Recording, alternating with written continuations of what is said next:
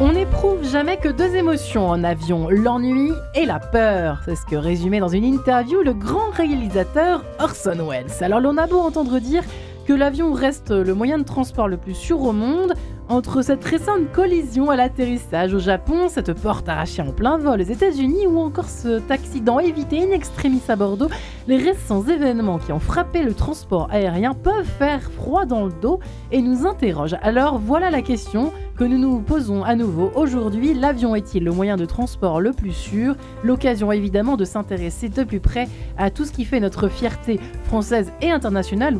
En gros, s'intéresser aussi aux progrès dans l'aéronautique concernant justement l'aviation commerciale. Eh bien, réponse avec nos trois invités dans cette émission en quête de sens. Et j'ai la joie de recevoir sur ce plateau Bruno Rivière. Bonjour Bruno. Bonjour. Pardon, honneur aux messieurs, pardonnez-moi. Journaliste que vous êtes, vous avez été en tout cas, et vous êtes toujours, depuis 30 ans spécialisé dans l'aéronautique. Vous êtes un grand passionné évidemment d'aviation et vous êtes également à vos heures perdues un peu pilote. J'étais. Vous fûtes et passionné de voyage évidemment, ça va avec. Nous sommes également en compagnie d'une vraie pilote, une vraie, Hélène Haudeval. Bonjour Hélène. Bonjour. Bienvenue dans cette émission. Merci. Vous êtes vous-même commandant de bord dans une grande compagnie française. Depuis combien d'années maintenant ? Alors je suis commandant de bord depuis 23 ans et pilote depuis une trentaine d'années maintenant. Parce que vous avez commencé, vous avez piloté des petits avions avant de vous intéresser à l'aviation commerciale, c'est ça ? Disons que j'étais au départ copilote comme tous mes collègues. Bien évidemment. Et c'est ensuite par la suite qu'on passe commandant de bord. Voilà. D'accord, voilà le titre en chef. Voilà. Et enfin, nous sommes en ligne avec ceux que les passionnés d'aviation connaissent par cœur. C'est Gérard Fetzer. Bonjour Gérard. Bonjour Gérard. Bonjour à tous. Ravi de vous entendre. Vous qui êtes évidemment expert, consultant aéronautique, vous êtes notamment l'auteur de Si tu peux, vas-y chez XO. Enfin, vous connaissez en tout cas les avions comme votre poche et l'histoire du crash également n'a pas de secret pour vous. Là, alors s'il fallait répondre en 5 minutes, même pas à cette question au fond, est-ce que malgré ces petits accidents un peu spectaculaires, est-ce que l'avion reste encore aujourd'hui le moyen de transport le plus sûr, Gérard ? En fait, le transport aérien, il est dangereux. Pourquoi ? C'est sur la route qui mène à l'aéroport. Parce qu'il y a beaucoup plus d'accidents pendant ce trajet que les avions eux-mêmes. On a assisté à des progrès considérables et même il y a 2 ans, il n'y a eu aucun avion avec des victimes à bord. Oui. Donc, c'est quelque chose qui est cyclique. Il suffit d'un pour qu'on en parle, évidemment, que ça fait la une des médias. Mais en tous les cas, il est vrai que jamais dans n'importe quel domaine, on a prêté autant d'importance et de solutions sur les soucis. Et on le voit dernièrement avec Boeing notamment. Ouais. Hélène Haudeval, est-ce que vous avez eu peur déjà en avion ? Est-ce que vous avez déjà eu peur en tant que commandant de bord ? Alors il faut le savoir que l'aviation est un domaine assez étonnant puisqu'il se passe toujours des événements improbables qu'on ne peut pas prévoir.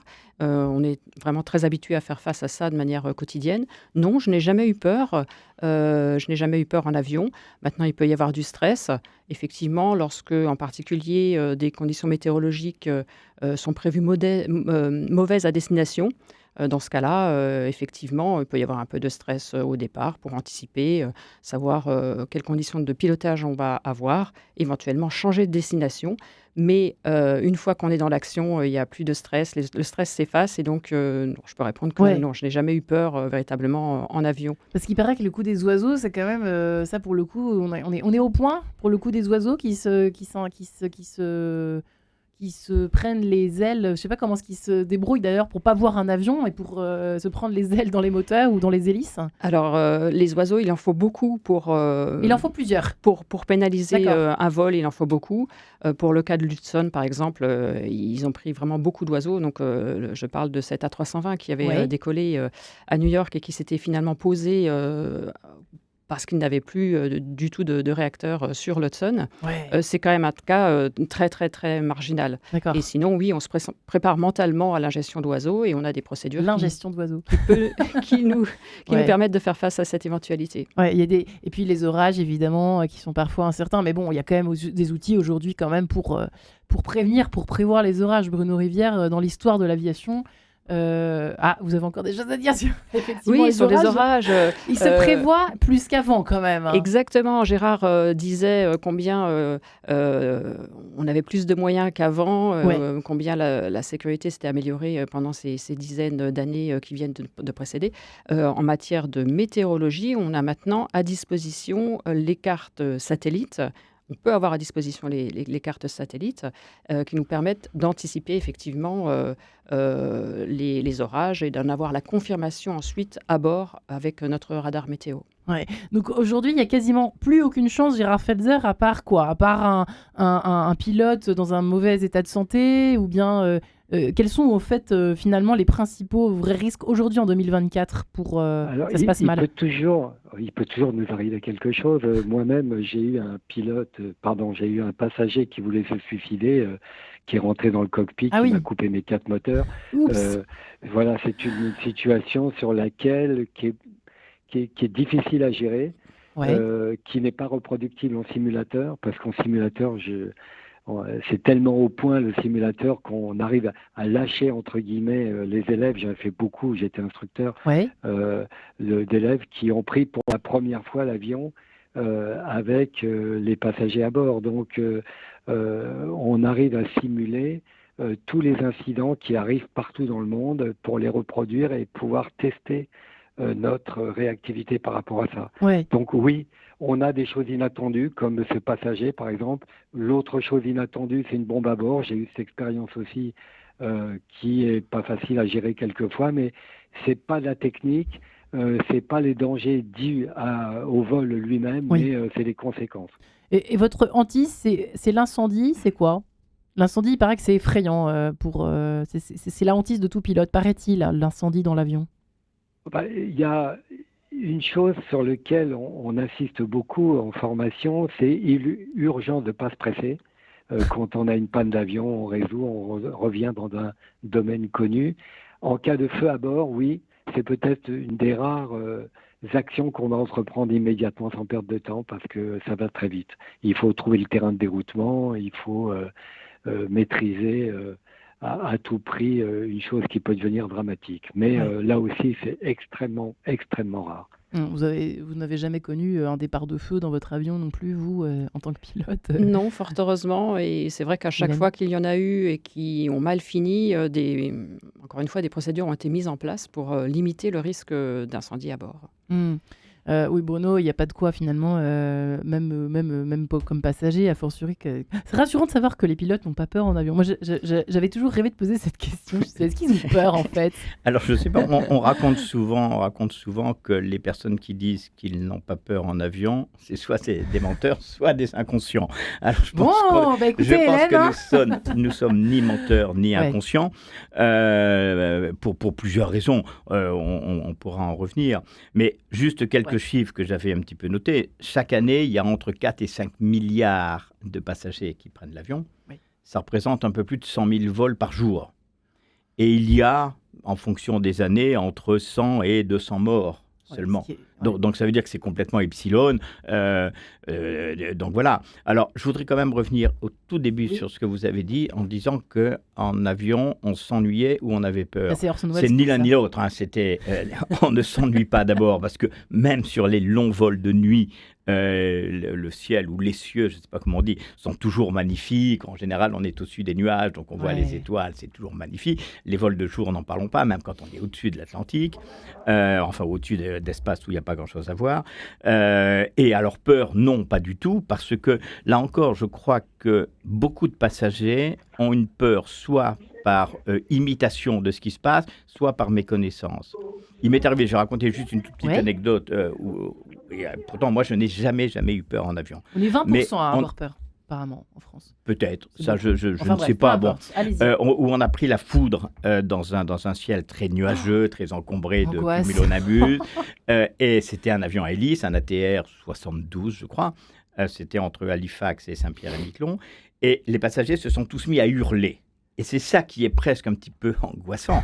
C'est que d'avoir 60, 70 personnes, je ne sais pas, qui se mettent tous à hurler. Alors qu'en fait, on avait pris la foudre, c'est pas catastrophique, là, ça fait un énorme bruit, ça fait un énorme éclair, mais voilà, l'avion a continué son vol et il s'est posé normalement, voilà.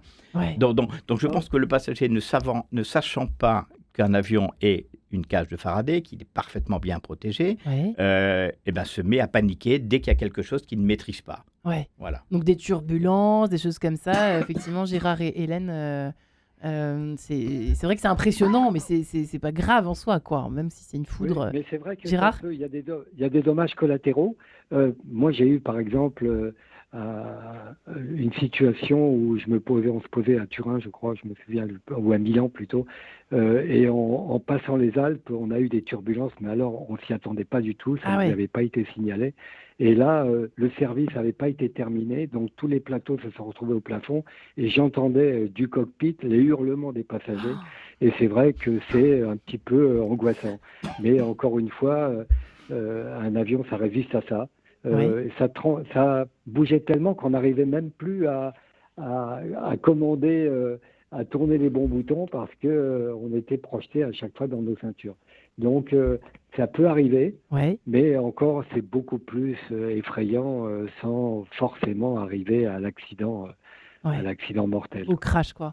Alors on a encore une fois toutes ces simulations se font en simulateur et Hélène nous disait que tout était préparé, notamment la météo. Moi, j'étais très impressionné de voir que quand on tapait ou on toquait sur le top de décollage pour une destination comme Los Angeles, on arrivait quasiment à la minute près que nous avait prédit la météo. Donc, ce sont des procédés extraordinaires qu'on a. D'ailleurs, les plus gros ordinateurs du monde sont gérés par les météorologues à travers le monde. Il y a un croisement qui se fait et on a une connaissance pas quasi parfaite mais bien avancée. Et puis il y a une chose qui est très importante dans nos métiers, c'est l'honnêteté intellectuelle, de savoir si on est au point ou pas au point, d'une part, personnellement, donc c'est attaché à la vie personnelle. Et puis également, moi je demande à mes élèves s'ils n'avaient qu'une seule chose à faire, vraiment, c'est de lire le bulletin de sécurité des vols. Parce qu'on profite de l'expérience des pilotes du monde entier et ça c'est extrêmement important parce que ça donne beaucoup d'humilité. Voilà, quand on a Sullenberger, celui qui s'est posé dans la baie d'Hudson, on se dit qu'est-ce que j'aurais fait à sa place. Quand on a eu l'accident du Rio-Paris qui a traversé beaucoup d'angoisse et de difficultés dans la compagnie, qu'est-ce qu'on aurait fait à leur place. Et voilà, on s'enrichit toujours de l'expérience des autres. Oui, Hélène, évidemment. Oui, ça fait partie de ces progrès. C'est que, comme le dit Gérard, à travers le monde, maintenant, toutes les compagnies appliquent cette culture, pratiquement toutes les compagnies appliquent cette culture du retour d'expérience qui permet effectivement aujourd'hui même d'anticiper des problèmes qui pourraient se poser et qui participent donc aussi à la sécurité des vols. Sur la peur, les 20% qui ont peur, c'est un petit peu naturel, puisque c'est quand même un environnement hostile autour de l'avion. C'est un air qui, avec très peu d'oxygène, voler, c'est pas forcément naturel. Donc je pense qu'ils écoutent leur sixième sens. Ceci dit, il faudrait plutôt qu'ils écoutent leur raison, puisque, étant donné ces conditions très, très extrêmes, effectivement, on prend des précautions énormes pour que tout se passe le mieux possible. Un vol se prépare... Oui, pardon, vous alliez dire. Et juste sur ma peur dont on parlait tout à l'heure, alors j'ai eu une grosse peur récemment, mais c'était à vélo, en faisant quartier latin, gare de l'Est de nuit sur les pistes cyclables. Et là, c'est vrai que j'ai eu pendant 20 minutes assez peur. Le pilotage fut difficile, du guidon. Exactement. Oui, Bruno Rivière. Il faut rappeler, en fait, parce que beaucoup de passagers, effectivement, craignent les turbulences, surtout les turbulences de ciel clair qui ne sont pas trop détectables, et encore que. Il faut dire deux choses. D'abord que dans l'aviation moderne, c'est-à-dire au cours des peut-être 50 dernières années, et je parle sous ton contrôle, Gérard, il n'y a pas un seul avion au monde qui a été cassé en passant dans des turbulences. D'accord. Peut-être que les avions avant la guerre qui étaient en bois, en toile, peut-être, ça je n'en sais rien. Mais dans l'aviation contemporaine, il n'y a pas eu un seul avion qui Il y a eu s'est le cassé. ballottage à la limite, Ah, mais il y a c'est ça? des... Alors, moi j'ai vu aussi une fois des hôtesses qui n'étaient pas attachées, qui se sont retrouvées au plafond. Ah d'accord. Ça crée des blessures parce qu'en Ouais. retombant, elles peuvent se casser le dos, ça peut être même D'accord. extrêmement violent. Mais l'avion, en tout état de cause, ne craint rien. Après, il y a des révisions, il y a des accéléromètres, je ne sais pas comment on dit, à l'intérieur pour savoir combien de G l'avion a encaissé. Mais avant qu'une aile craque, il faudrait... Enfin, je pense que les passagers seraient déjà morts tellement ils auraient Ouais. encaissé de G dans l'avion. Donc, ça ne risque pas d'arriver. Gérard Et- Falz- Oui, pardon, excusez-moi. Oui, Bruno. et la deuxième chose, c'est ce qu'il faut dire aussi pour que les gens soient bien conscients qu'un avion, c'est quelque chose qui vole naturellement. Le problème d'un avion, c'est qu'avec sa vitesse et la forme de l'aile, il est attiré vers le haut. Ça, il suffit de prendre un exemple sur une feuille de papier, de courber, c'est-à-dire de reprendre la forme de l'aile et de souffler au-dessus de la feuille du papier va s'élever. Donc un avion, il a tendance naturellement, avec sa vitesse et la forme de l'aile, à monter. Donc un avion, il ne va pas tomber. Et un avion, s'il a un moteur qui tombe en panne sur 2, il va pouvoir voler. Moi, j'ai eu une panne de moteur au milieu de l'Atlantique, c'était un tri-réacteur, Ouais. on est allé jusqu'à destination. Il plane, c'est ça que ça Ah veut oui, il dire. plane, non, puis avec 2 moteurs, il continue. Il va perdre un petit peu d'altitude parce qu'il n'a pas suffisamment de puissance pour rester à l'altitude qu'il avait choisie. Ouais. Mais il va continuer son vol. Voilà. Non, ce qu'il faut pas, c'est qu'il décroche. Il paraît que le décrochage, ça, c'est le. Oh, alors là, c'est fini, quoi. Ça, c'est l'horreur. Bien sûr, tout à fait. C'est tout à ça, fait. hein. À Faut partir pas du moment où arriver s'il y a justement décrochage, les c'est filets fichu. d'air n'accrochent plus sur l'aile et donc l'avion tombe, tout Tombe. simplement. Là, pour le coup, il chute. Oui. Ouais. Eh bien, écoutez, je vous Alors, propose. Oui, pardon, je peux Gérard, faire, oui. juste avant que nous nous séparions. Oui. Bon, ben, Non, je juste vais après la reprendre musique. après. Ah, après le Je- scherzo, oui. je voudrais vous parler un petit peu d'aviation humanitaire. Ah, avec plaisir. Juste après ce scherzo de Beethoven, si vous le permettez, cette sonate numéro 10 en sol majeur opus 96. Et à tout de suite pour l'atterrissage.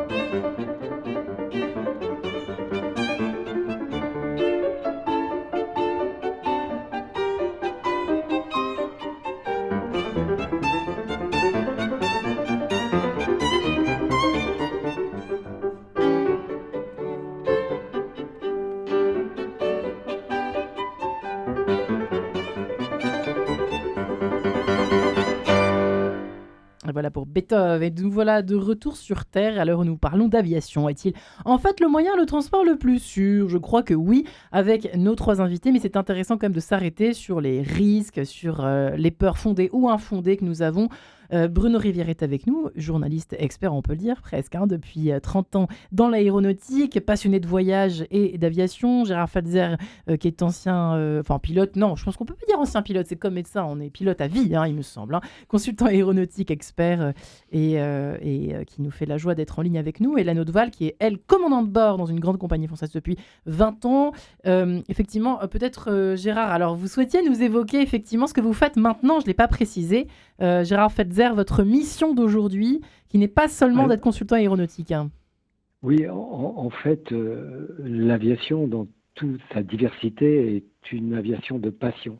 Ce sont des passionnés, la plupart, qui travaillent comme ingénieurs dans l'industrie, qui travaillent dans les aéroports, qui travaillent dans les compagnies aériennes, ou qui sont pilotes ou pas, ou dans le domaine des loisirs. Il y a à peu près 150 000 licenciés qui font du planeur du delta de l'avion en France. C'est une passion extraordinaire. Et moi, j'ai découvert une association dont je suis le président, qui existe depuis 40 ans, cette association. Elle s'appelle Aviation sans frontières. C'est-à-dire qu'on vient en aide par la voie des airs à des gens qui ont besoin de nous. Avec nos propres avions, on a des Cessna Caravan, c'est des avions de 12 places qui arrivent à se poser quasiment dans les villages. On travaille pour le professeur Mukwege, prix Nobel de la paix, qui lui soigne les femmes qui sont violées à la frontière du Rwanda. Et franchement, quand on a fait ce genre d'expérience, et j'en appelle à ceux qui veulent nous rejoindre, on se sent un tout petit peu mieux parce que on s'aperçoit que le malheur, il est dans le monde entier avec la folie des hommes. Il y a Einstein qui disait il y a deux choses qui sont infinies, l'univers et la folie des hommes, et en ce qui concerne l'univers, j'en suis pas tout à fait sûr. Voilà, je voulais donner mon petit chapitre sur Aviation sans frontières parce que ça vaut le coup. Ça vaut le coup pour les enfants qu'on sort d'un milieu hospitalier, par exemple, pour leur offrir une journée de découverte. Ça concerne également à peu près 1000 enfants par an qu'on emmène pour se faire opérer du cœur en France et les ramener chez eux. Voilà, beaucoup de générosité. Et c'est ces générosités et la passion qui font un couple formidable. Merci Gérard. Et heureusement que l'avion donc sûr existe pour aussi répondre à toutes ces nécessités, à ces besoins humanitaires notamment. C'est vrai que c'est bien de l'avoir précisé, effectivement. Oui, Bruno, on peut juste rajouter, et ça Gérard, je crois que tu seras d'accord, c'est que tu as parlé du Cessna Grand Caravan qui est utilisé par Aviation sans frontières. Si Aviation sans frontières a choisi ces avions-là, c'est qu'ils sont d'une fiabilité totale. Et pourtant, c'est un avion, il n'y a qu'un seul moteur, il n'y a qu'une seule hélice. Il n'y a qu'un seul, oui, c'est un monomoteur à hélice. Le train n'est même pas rentrant, c'est un train fixe, un avion tricycle. On roule avec quoi? On roule avec son train sorti. Il vole plutôt avec le train sorti. Voilà. Mais ce sont des avions qui, en milieu tropical, volent dans des conditions de pluie, d'orage absolument dantesques et tout. Et il n'y a jamais eu d'accident de ce type d'avion. Et puisqu'on parle aussi de l'aviation générale, le Cessna Grand Caravan est le dérivé un petit peu haut de gamme des Cessna 150, 172 que tous les jeunes pilotes ont connus. Et ces avions-là, il y en a des dizaines et des dizaines de milliers dans le monde. Ce sont des avions d'une fiabilité totale. En fait, d'ailleurs, Gérard, si je peux me permettre, on a Thomas Pesquet qui est notre parrain et qui pilote nos avions. D'ailleurs, il a convoyé un de nos avions jusqu'en Afrique. Il est vrai qu'on peut se poser la question de savoir s'il y a un monomoteur. C'est mieux avec deux moteurs, mais il y en a certains qui disent qu'avec deux moteurs, on a 2 fois plus de chances de tomber en panne. Mais parce qu'on est toujours en surcharge et puis il y a des surprises.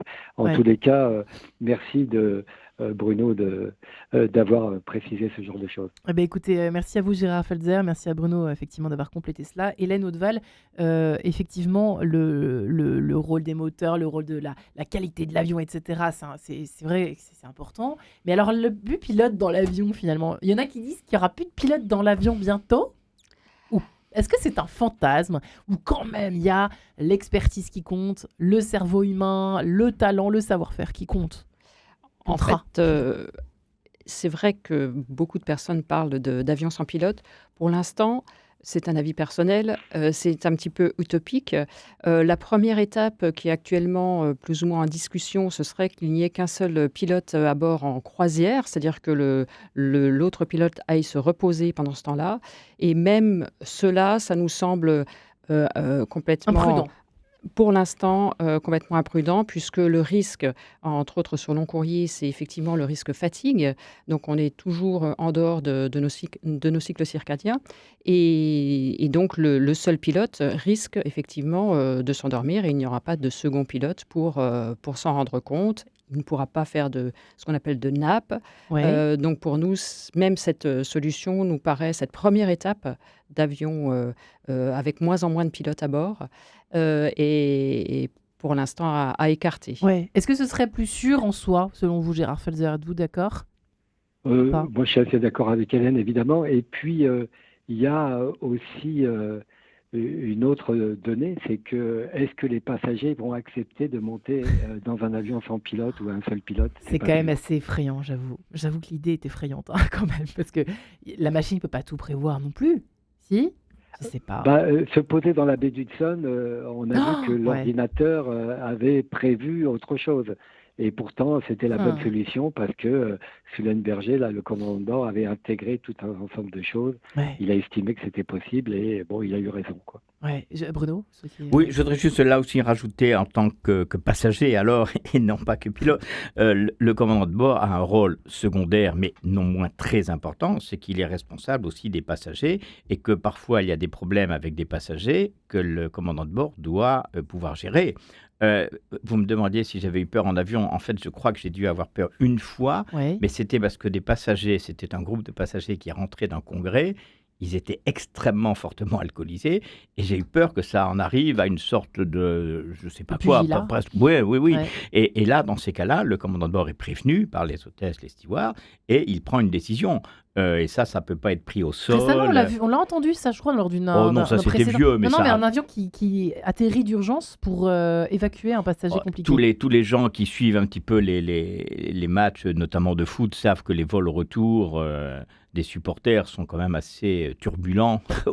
Au sens humain. Au sens humain, oui. Ouais. Hélène? Alors effectivement, on pourrait imaginer un chef de bord qui ne soit pas pilote, mais il n'aurait plus ce pouvoir, en fait, comme vous venez de l'évoquer, de choisir, de descendre, se poser, parce qu'il y a un passager qui perturbe le bon ordre à bord. Tout simplement pour cette raison, il faut un chef de bord pilote.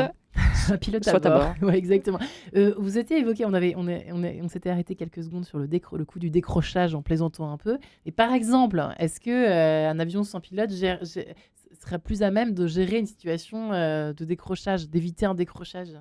Alors, les avions actuels sont conçus pour éviter le décrochage. Même si le pilote a une action aux commandes qui va vers le décrochage, l'avion va le refuser. C'est quoi un décrochage en résumé?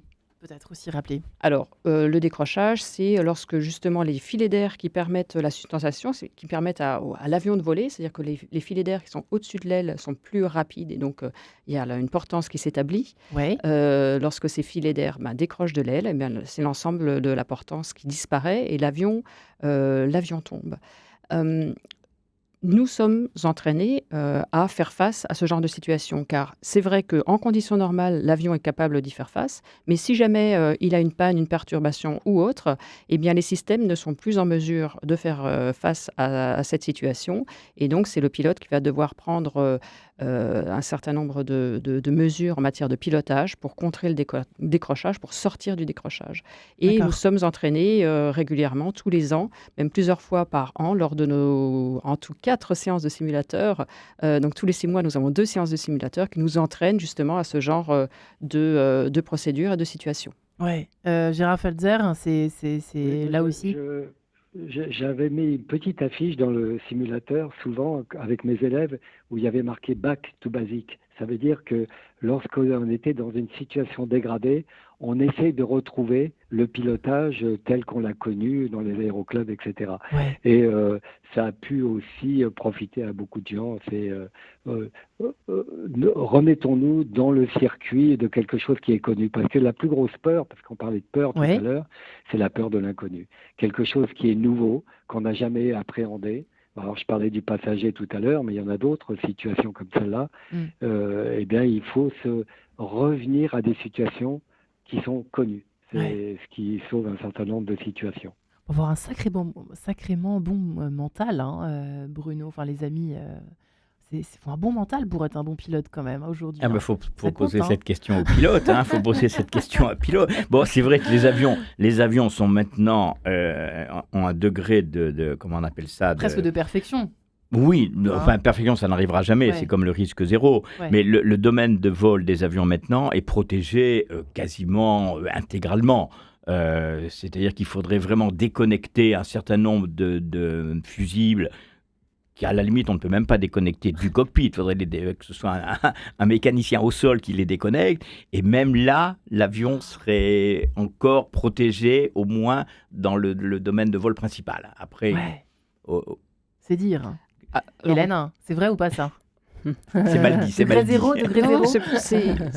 c'est pas mal dit. Simplement, disons qu'on peut, on peut aussi, comme le disait Gérard, si l'avion en conditions tout automatiques fait des choses qui sortent de, comment dirais-je, de ce qui est acceptable, effectivement, il faut toujours qu'on ait en tête la possibilité Basique. Ouais. de retourner justement back to basic.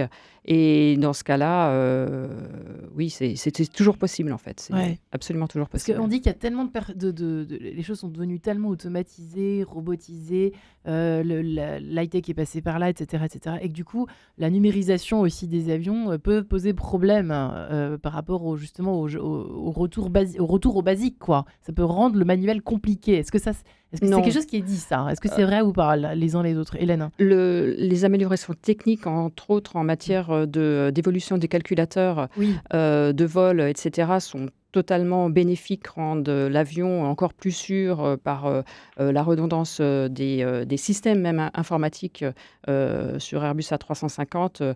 On a des calculateurs de nouvelle génération qui sont très différents des avions juste précédents, et ça renforce considérablement la sécurité, mais ça n'empêche pas pour autant de pouvoir retourner à des situations de vol basiques. Il ne faut pas en avoir peur, Gérard Fletzer, justement de cette numérisation à outrance des avions. C'est plutôt un gage de sécurité, a priori. Vous êtes d'accord avec ça, hein? On est bien d'accord? Oui, complètement. En fait, il est vrai qu'il faut pouvoir prioriser les actions. Et l'ordinateur le fait pour nous. C'est quand même pas mal parce que c'est une tranquillité d'esprit. Ouais. Mais il est vrai aussi que sur nos instruments, maintenant, c'est que des écrans, hein, les glass cockpit, on appelle ça. Ouais. On peut avoir sur un seul instrument à peu près une centaine d'informations différentes. Donc, ça peut paraître un petit peu compliqué, notamment lorsqu'on fait des qualifications d'avions nouveaux. Il faut s'habituer au langage informatique et puis croire ou ne pas croire ce qu'on raconte. Par exemple, il y a eu un avion canadien Ouais.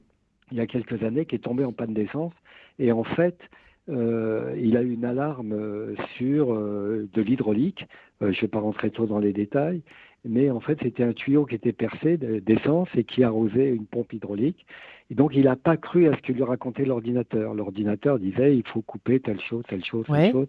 Et en fait, il a ouvert tous les robinets des deux ailes, il a alimenté la fuite, et du coup, il est tombé en panne sèche. En panne sèche, au milieu, sur un Airbus A330, c'est-à-dire avec plus de 250 passagers, Ouais. c'est pas une situation d'avenir, il a plané.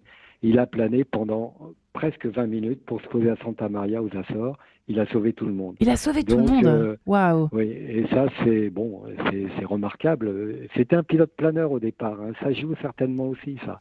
C'est-à-dire que là, il est revenu Étonnant. à ses fondamentaux en disant, je prends la vitesse finesse maximum pour Ouais. me donner et arriver au-dessus du terrain. Eh bien, il a fait ce qu'il fallait faire pour se poser en toute sécurité. Donc, c'est un cas remarquable. Et pour dire qu'on ne peut pas croire à 100%, même l'ordinateur, il n'a pas toujours raison.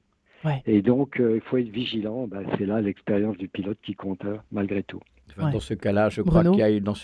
crois qu'il y a eu juste le train avant qui a éclaté quand même au freinage parce Ouais. que l'avion a freiné aux Açores effectivement très très fort et le train avant s'est dégonflé, voilà, a explosé. Mais il n'y a eu aucun blessé, il y a eu plus de peur que de mal. Ouais. Et le kérosène, là aussi, certains prédisent le remplacement du kérosène par un carburant, je vais y arriver, non enflammable. Ça, c'est une utopie. C'est une utopie ou c'est parce que ça aussi, c'est évidemment une menace. Oui, moi, Gérard ou franchement, je crois que c'est un peu l'utopie parce que D'accord. ça restera inflammable. Tant qu'on est dans du moteur thermique et pas encore dans du moteur électrique, eh bien, on aura ce danger. D'accord. Mais on fait des progrès. Alors, pour l'instant, on a du carburant de synthèse qui s'appelle le SAF, Sustainable Aviation Fuel, qui est un carburant de synthèse fabriqué à partir d'hydrogène vert, c'est-à-dire l'hydrogène fabriqué à partir d'énergie renouvelable et de CO2. Et on arrive à une pollution, parce qu'il faut parler d'environnement à un moment, et il est vrai qu'il faut faire des efforts de notre côté pour être dans la boucle de l'environnement. C'est une première étape qui n'est pas inutile. Quant à la dangerosité par rapport à l'incendie, oui, elle existera toujours, jusqu'à ce qu'on arrive à des choses sécurisées, notamment avec de l'électrification des moteurs. Emmène-moi boulevard désert et on se retrouve juste après cette petite escale, si vous le permettez.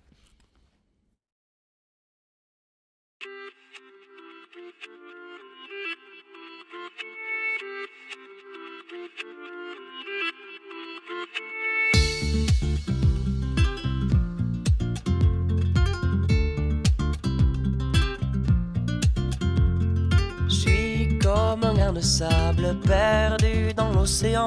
J'ai perdu mon cartable, j'ai perdu mes parents. Je suis comme l'eau des courants, fatigué d'ignorer. Si je coule dans le vent, si je fais que passer. Emmène-moi voir la mer, fais-moi voir l'océan. Emmène-moi dans les airs, aime-moi dans le vent. Emmène-moi voir la mer, fais-moi voir l'océan. Emmène-moi dans les airs, aime-moi dans le vent.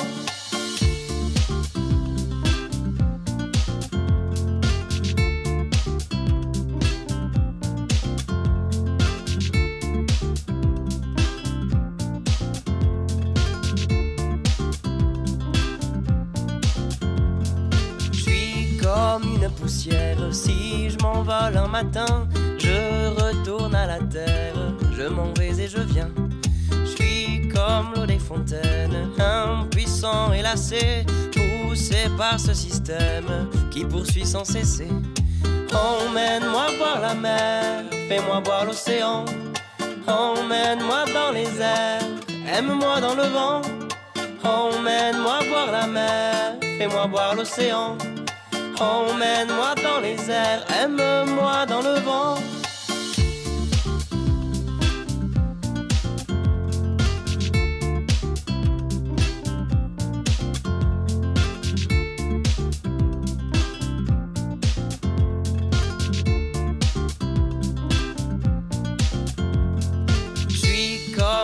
En fait, je ne saurai jamais si je poursuis la quête, si j'ai laissé tomber.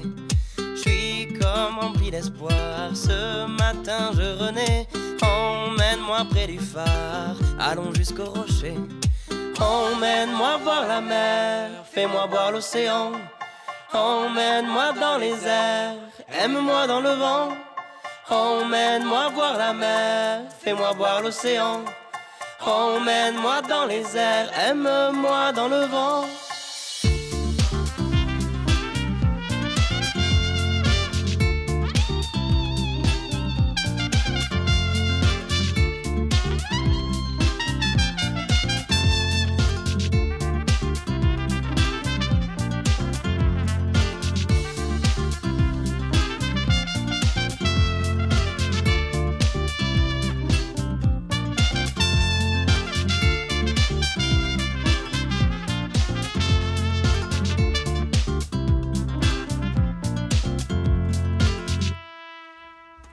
Et voilà pour Boulevard désert. L'avion est-il le moyen de transport le plus sûr? Nous en parlons avec nos deux invités dans cette dernière partie d'émission. Merci à Gérard Felzer en tout cas d'avoir été avec nous. Bruno Rivière est encore là, journaliste qu'il est, spécialisé dans l'aviation depuis 30 ans, qui compte une cupilote quand même encore, on peut le dire Bruno. Et Hélène Hauteval qui est commandant de bord depuis 20 ans dans une grande compagnie française. Effectivement, je me demandais juste à l'instant, ça, on a toujours envie de savoir combien de temps le vol se prépare quand même. En fait, est-ce qu'on peut dire que tout se joue avant, finalement? La qualité du vol dépendra au fond de la préparation du vol, Hélène. Oui, bien sûr, une grosse partie du vol dépend de cette préparation, vous avez raison. On va étudier la météo, on va étudier tout le parcours, les particularités des espaces que nous allons survoler, que nous allons traverser. les situations météorologiques des terrains environnant notre trajectoire, de manière à pouvoir à tout instant éventuellement se poser en cas de problème. L'accessibilité météorologique, mais aussi savoir quel est l'état de ces terrains, si jamais, comment dirais-je, la piste est ouverte, les moyens radio fonctionnent, toutes ces problématiques-là. On va aussi prendre en compte l'avion, qui quelquefois a des particularités. Et ensuite, bien sûr, tout l'enjeu de cette préparation, c'est de choisir un carburant de manière à assurer un vol en toute sécurité, pouvoir pallier aux situations du jour, mais aussi, bien sûr, ne pas en prendre trop pour, d'une part, si on en prend davantage, on va consommer davantage, donc ça représente un coût qui, selon Courrier, est très conséquent.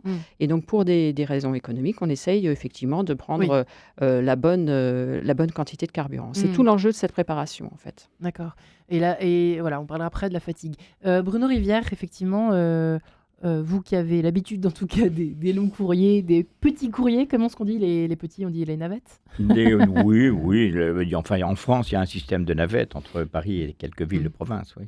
Ouais, et effectivement, le fait de préparer un vol, de toute façon, ça se prépare même quand on fait un petit vol et quand on est soi-même pilote d'un petit avion. En aéroclub, la préparation est largement aussi importante que j'imagine que pour un A380 ou un A350. Par où on passe, quoi. Parce qu'il faut préparer effectivement le carburant, la météo, les terrains de déroutement. Et sauf qu'en aéroclub, on est souvent seul à bord. Mais je voulais juste rajouter, puisqu'on parle un petit peu d'aviation d'aéroclub, les nouveaux avions maintenant, peut-être un peu dans le haut de gamme, ont 2 systèmes de sécurité qui n'existaient pas il y a encore 10 ans. Le premier, c'est qu'il y en a qui ont maintenant un parachute. Ça veut dire que si l'avion a vraiment un dégât, il y a toujours moyen que le moteur ne marche plus. Il y a un parachute qui se déploie et donc l'avion va atterrir comme un parachutiste, là où il se trouve. Et la deuxième sécurité, c'est si le pilote venait à avoir un malaise, ne répond plus, le passager ou les passagers, c'est en général des avions de 3-4 passagers, peuvent appuyer sur un bouton qui est bien visible, qui est accessible à tous, et l'avion va aller se poser sur le terrain le plus proche qu'il va rencontrer. Tout seul. Donc c'est des avions qui sont, c'est pas l'avion forcément de base, parce que tous ces mécanismes et ces automatismes coûtent cher. Mais voilà un peu des moyens de sécurité. Mais alors, puisqu'on parle quand même de fiabilité de l'avion, moi je voudrais poser une question aux pilotes de ligne. Est-ce que les passagers n'auraient pas intérêt à avoir, pendant le vol, certains pilotes le font, une sorte de briefing de 5 minutes en disant, voilà, nous allons voler à telle altitude, nous allons rencontrer des vents de face, donc l'avion va bouger parce qu'il y a des vents de 150 km/h qui vont frapper l'avion, mais ça ne craint rien, simplement ça va bien secouer, et puis dès qu'on pourra monter plus haut, on s'éloignera de ces zones. Avoir un maximum de renseignements techniques sur le vol, compréhensibles pour celui qui ne connaît pas, qui pourrait rassurer les passagers. Bien, c'est une proposition qui est intéressante. Effectivement, on ne peut pas forcément rentrer dans tous les détails, mais quelques indications de cet ordre peuvent être intéressantes. Simplement, ça peut aussi créer une appréhension pour d'autres passagers. Donc, c'est juste un petit peu délicat de ce point de vue-là. C'est à double tranchant. Ouais. D'en savoir un peu trop, quoi. Ça peut... Pas d'en savoir un peu trop, mais du coup, qu'ils appréhendent ces zones de turbulence qui ne sont pas non plus forcément certaines. Donc voilà, ça peut créer éventuellement des petites appréhensions pas forcément souhaitables. Il faut voir. Après, au niveau des annonces aux passagers, chaque commandant de bord alors, on a un certain nombre de choses qui doivent être dites, bien entendu. Et après, on ajuste en fonction des destinations. Et puis, chaque commandant de bord aussi a sa manière de voir les choses et son caractère pour les annonces. Je suis très, très factuelle. Donc attention les gars, grosse turbulence. Non. Alors justement, je suis assez discrète là-dessus. J'insiste maintenant assez régulièrement sur la consommation parce que aussi, je suis consommation d'essence. Voilà, la consommation de kérosène. Je suis sur un avion, l'Airbus A350, qui consomme 25% de moins que d'autres avions sur ce genre sur les mêmes genres de destinations. Et donc, je trouve que c'est important de le dire à travers cette consommation en général que je donne en litres aux 100 km pour que ce soit parlant pour les passagers. Et ce qui est de l'ordre de 2 litres et des poussières par passager aux 100 km, c'est-à-dire c'est beaucoup moins que la plus petite des voitures thermiques. Et ça contient beaucoup de passagers en plus. C'est une grosse bestiole là qui a des centaines de passagers. Et la fatigue, c'est vrai qu'on en parle de temps à autre, lors de manifestations, de grèves de pilotes, etc., les conditions de travail, elle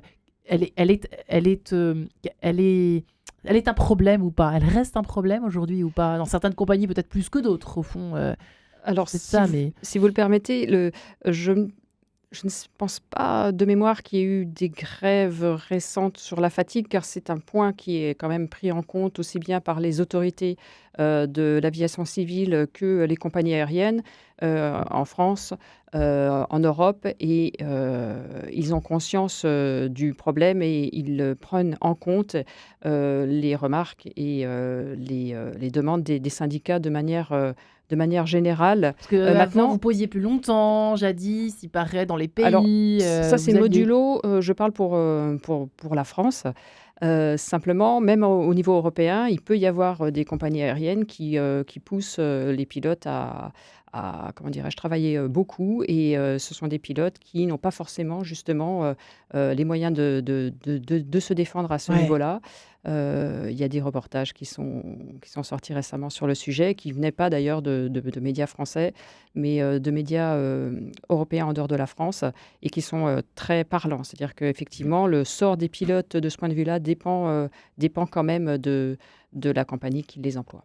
Ouais, mais ça joue ou pas si on est plus fatigué forcément, ou au fond tout se joue tellement au début et tout est tellement protégé dans l'avion que finalement l'impact n'est pas énorme. Enfin, pardon de parler de sécurité, mais je suis pas en train de dire on s'en fiche des pilotes et de leur fatigue, mais vous voyez ce que je veux dire ? Est-ce que c'est très grave qu'ils soient fatigués au fond, vu la qualité des avions maintenant et leur performance Oui, c'est très grave qu'ils soient fatigués, parce que justement, pour parer à une situation d'autant plus imprévue, il faut être au maximum possible de ses moyens. Donc ça peut être un vrai problème. Et puis il y a le souci de l'endormissement, effectivement, qui peut exister en cas de grosse fatigue. On dort vraiment en avion ou pas ? Comme en voiture ? Sur une ligne droite, en fait, c'est le même type de fatigue qui peut vous atteindre, vous hypnotiser ? C'est une fatigue qui est, contrairement à la voiture, qui est prévue, qui est gérée. Donc, sur les longs vols, par exemple, nous pouvons être jusqu'à 4 pilotes. Donc, on se relaie. Nous avons des couchettes à bord. Et on se relaie aux fonctions de pilotage au fur et à mesure du vol, ce qui permet de parer à ce problème de fatigue. Oui, bien évidemment. Non, mais c'est vrai que je me demandais en fait si vous voyez, la fameuse autoroute, la ligne droite, quoi, le syndrome de la ligne droite qui vous hypnotise, en avion est-elle un peu la même ? Non, mais c'est vrai que les pilotes maintenant sur les très longs courriers sont quand même déchargés un petit peu, notamment au niveau de tout ce qui est changement de cap, d'altitude, c'est quand même bien automatisé. Là, je parle, je ne suis pas, mais pour avoir fait pas mal de vols en cockpit, les pilotes, les copilotes se répartissent très très bien les tranches de sommeil. C'est-à-dire que si l'un veut dormir, il faut que l'autre soit vraiment en forme, et à la limite même une hôtesse ou un steward doit passer la tête dans le cockpit pour vérifier que les deux ne dorment pas. Et puis il faut peut-être dire aussi, mais je crois que sur les nouveaux avions comme de la catégorie A350, la pressurisation de cabine est beaucoup plus basse.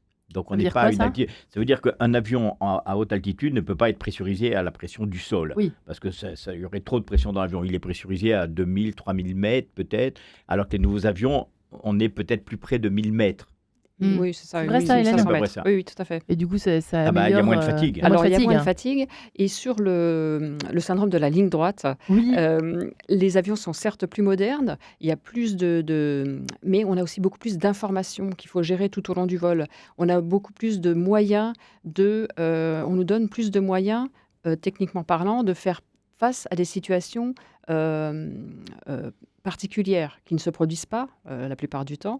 Mais du coup, tous ces moyens-là, nous les utilisons et notre éveil est assuré en fait aussi par ça. C'est-à-dire qu'on envisage toujours, la panne, l'incident, l'incendie, qui pourrait se produire, on va se poser où, qu'est-ce qu'on fait, etc. Et donc, également au niveau météo, avec ces nouvelles informations météo, ça nous permet aussi d'anticiper, certes, mais ça nous maintient en éveil aussi. Ouais, Voilà. c'est quand même essentiel de l'avoir rappelé.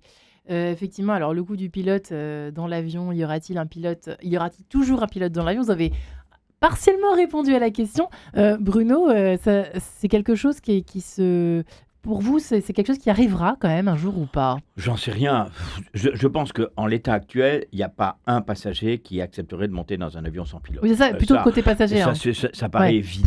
Pour l'instant. Mais ça arrivera. Je pense qu'il y a 100 ans, si on avait dit que la ligne parisienne du métro 14 était 100% automatique, on aurait dit vous êtes fous. Oui, vraisemblablement un jour, mais...